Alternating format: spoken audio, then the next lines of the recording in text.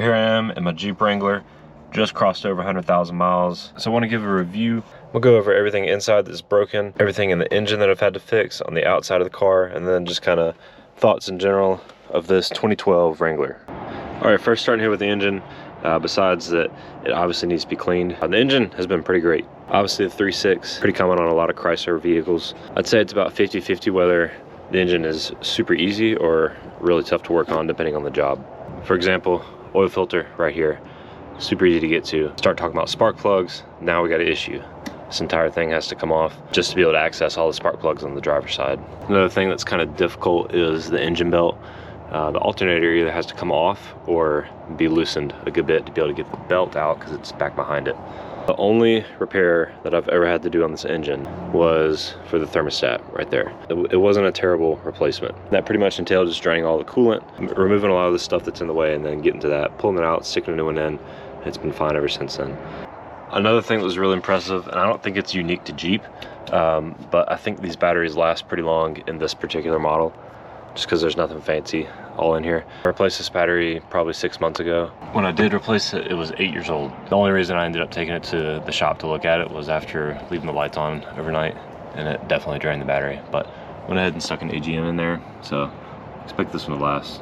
Maybe not just as long, but definitely a long time. Other than that, no other record, no other repairs done in here in the engine, so pretty good. Here on the inside, I would say overall comfort is not the greatest, but it's not really what you're looking for if you're buying a Jeep. I'm 6'1", and so for me, legroom and everything is pretty good if I got the seat all the way back. I will say though, for long road trips, I think just the way the floor is right here, I end up, if you're resting your leg like this, I don't know, if you're doing an 8-hour trip in here, it gets a little bit old. Other than that, things on the inside they've held up pretty well. The nets on the doors are sagging. It's just old elastic and everything. We don't really use those anyway. Got the original radio, all original controls and everything. One thing that is kind of weird, I haven't been able to figure out, is that anytime you hook a tire inflator up into either of these outlets right here, it blows the fuse. I double checked, the fuse is the correct size and everything, but every time I hook a tire inflator up, it blows it. So I got one, ended up just getting one that hooks directly up to the battery, but that's kind of annoying. Just something I haven't figured out. It hasn't been a really big issue. Another thing I haven't really looked into and haven't figured out yet is that the cruise control buttons occasionally go out. It's pretty consistent that it works, but every now and then try to turn cruise control on and it doesn't work. It just doesn't come on, doesn't come off. I don't know. I'm sure it's something up here with the buttons, not with the actual cruise control, because that seems to work fine whenever it is working. Just filled up last night. I got 316 miles on the range. I found that the range on these things is not super accurate. It'll stay at 316 for probably about 30 miles. Before it starts to change. Something to note, the average fuel economy is 17.7. It's gone down a lot and it tends to fluctuate a lot. I don't know how they calculate it, but I've had it up to above 19 before.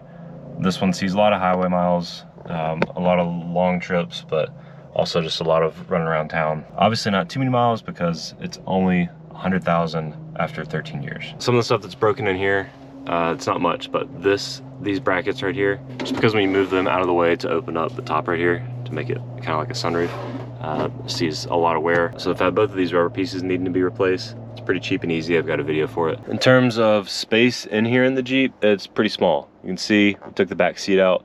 That has been a huge help.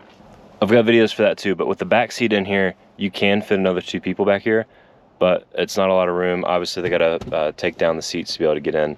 We've got a dog though, and we were keeping him on the seats, and it was just more room for him if we took it out. This is it's a large size dog bed, so got plenty of room for him.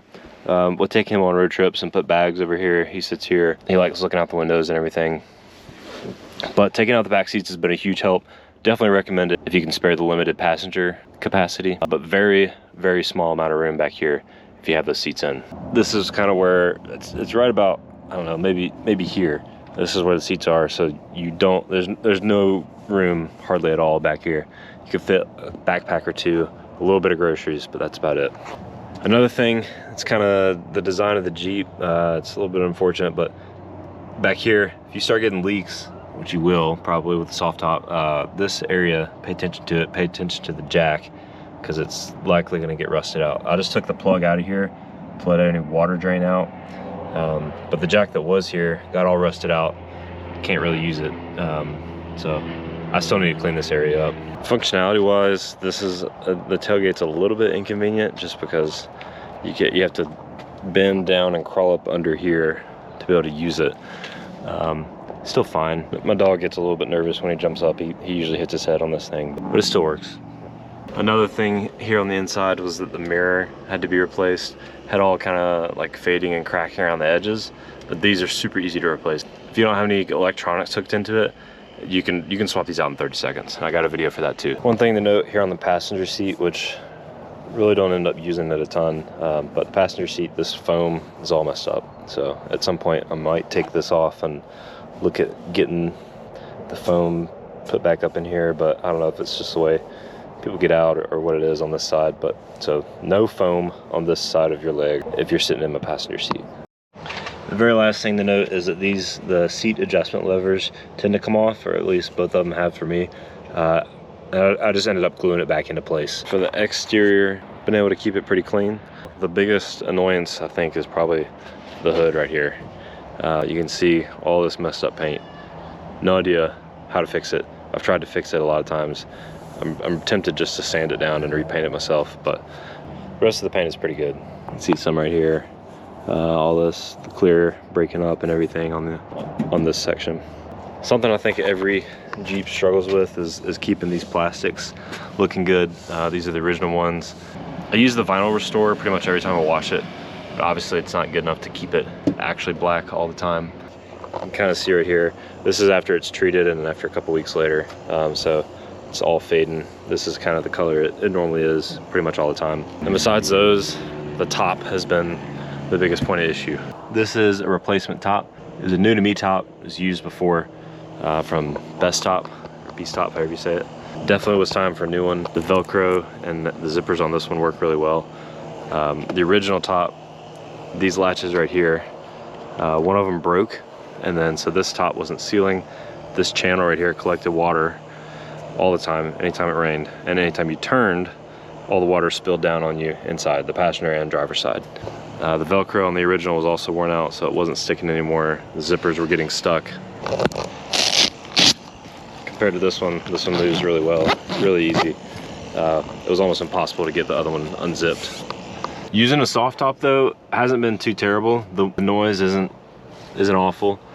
Getting it down is pretty easy after you've done it a couple times. 2 latches here converts it basically into a sunroof, and we use that a lot.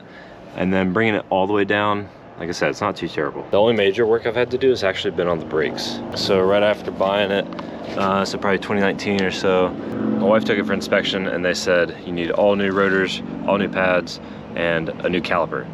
$1,100 later, all that got replaced, and the caliper was locking up on this wheel. Fast forward a little bit, the caliper started locking up on this wheel, so I changed both the rear out. Fast forward another 40,000 miles or so, the caliper locked up on the right wheel, and taking it to the shop at that time, that's while I was traveling for work, they recommended all new calipers, hoses, rotors, and brakes on all 4 wheels. Quoted $3 grand to do it. So over a Saturday that I was able to get home, I went ahead and did all of it, redid it all, and all for about 500 bucks instead of that $3 grand. Besides the brakes, the wheel speed sensors seem to be an issue, where on this wheel, and I think on the other one too, the wheel speed sensor has gone out and it causes some issues. It feels like a grinding noise, and that's how you'll recognize it. The ABS and the traction control lights come on the dash. That's kind of how you know. You can drive with it, but just know that after you start the car, it's gonna make that grinding noise. Those are super easy to replace, but 2 have gone out. Other than that though, no major issues with this thing.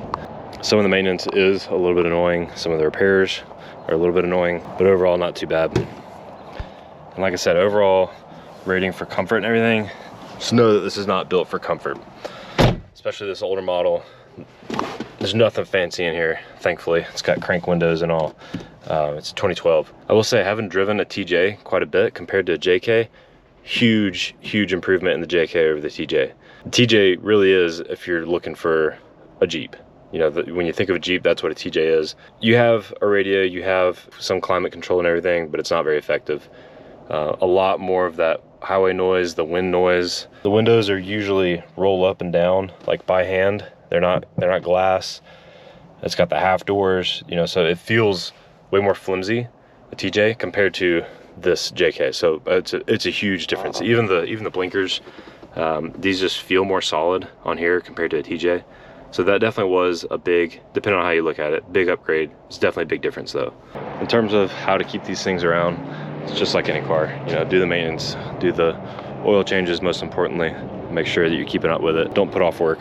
The interval for this thing is 7,500. I've started doing every 5,000 though, just to make sure, especially with the high mileage.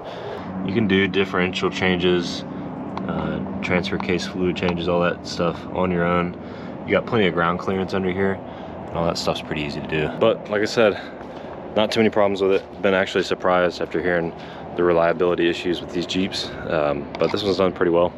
It will add to not many hard miles on this thing. I've only had to actually use four-wheel drive a couple times out on the beach and on a couple trails. The most it sees off-road is probably just dirt roads. Get the tires dirty, but that's about it. So let me know what you think, what your experience has been with the Jeep, how you maintain it. I'm sure there's plenty with higher miles than this, but this is just the first 100. I intend to keep it for a while.